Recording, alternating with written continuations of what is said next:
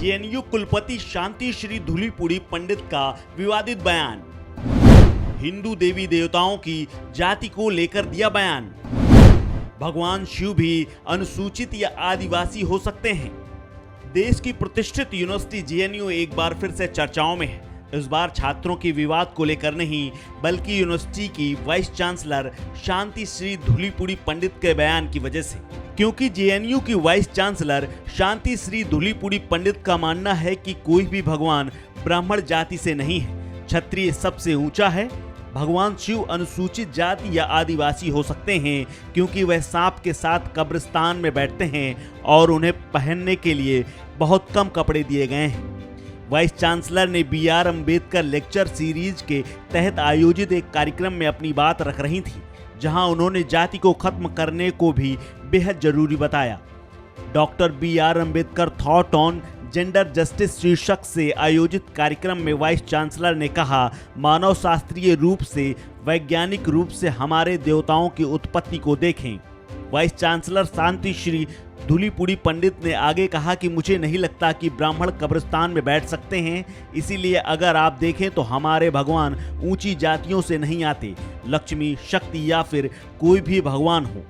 अगर आप जगन्नाथ की बात करें तो वह आदिवासी लगते हैं, तो फिर हम क्यों इस भेदभाव को जारी रखे हुए हैं? यह बेहद अमानवीय है।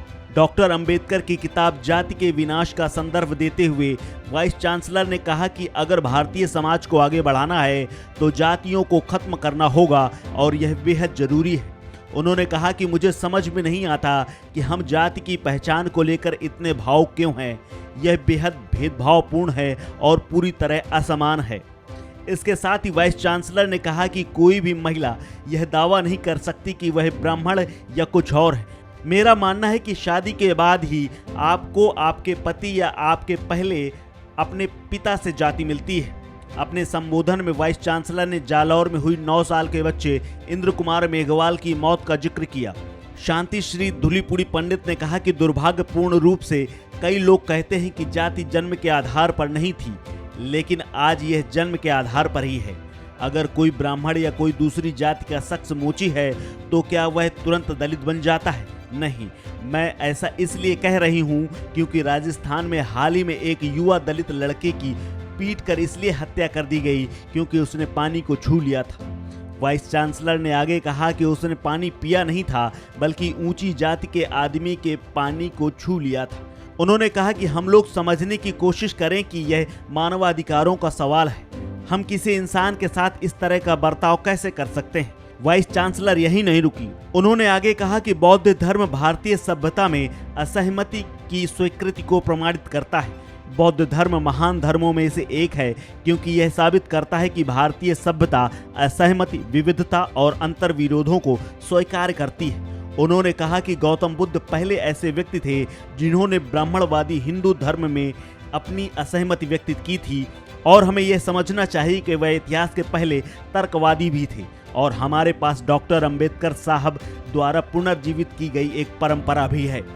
बता दें कि जेएनयू की वाइस चांसलर शांति श्री धूलीपुड़ी पंडित तेलुगु, तमिल, मराठी, हिंदी, संस्कृत और अंग्रेजी भाषाओं की जानकार हैं। इससे पहले वह पुणे में स्थित सावित्री फुले विश्वविद्यालय में राजनीतिक और सामान्य प्रशासन विभाग में प्रोफेसर थीं।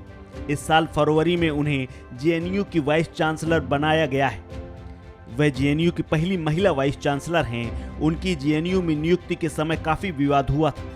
स्टूडेंट्स के एक धड़े ने उनका विरोध किया था। इस खबर में फिलहाल इतना ही। अपडेट्स के लिए बने रहिए वन इंडिया हिंदी के साथ।